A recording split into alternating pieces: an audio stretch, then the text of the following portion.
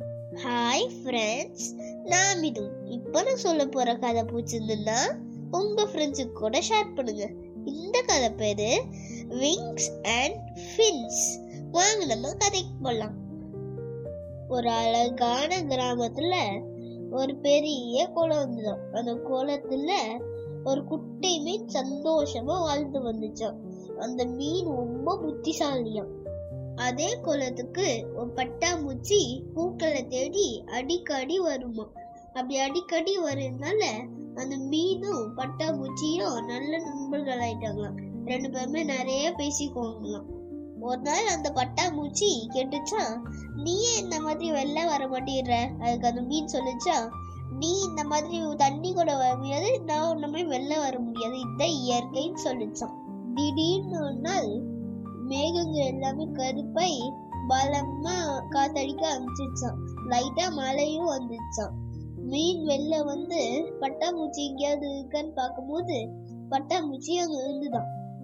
அதை பார்த்து மீன் சொல்லிச்சான், நண்பா, பெரிய புயல் வர மாதிரி இருக்கு, உன்னால அந்த தாக்கு பிடிக்க முடியாது, ஏதோ இலக்குள்ள போய் ஒழிஞ்சுக்கோன்னு சொல்லிச்சான். அதுக்கு அந்த பட்டாம்பூச்சி, எவ்வளோ காத்தடிச்சாலும் நான் பறக்கதான் போறேன், எனக்கு ஒன்னும் ஆகான்னு சொல்லிச்சான்.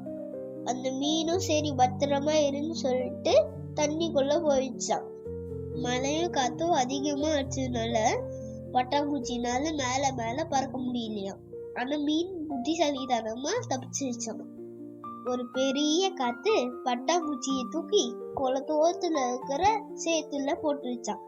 பட்டாம்பூச்சியும் காப்பாத்துங்க காப்பாத்துங்க கத்த ஆரம்பிச்சிருச்சான்.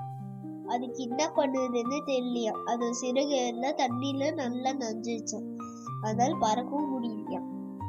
கொஞ்ச நேரத்துல மழையும் நின்றுச்சான். மீன் வெளில வந்து பட்டாம்பூச்சி எங்கன்னு பார்க்கும்போது பட்டாம்பூச்சி சேத்துல மாட்டி இருந்தது பார்த்துச்சான்.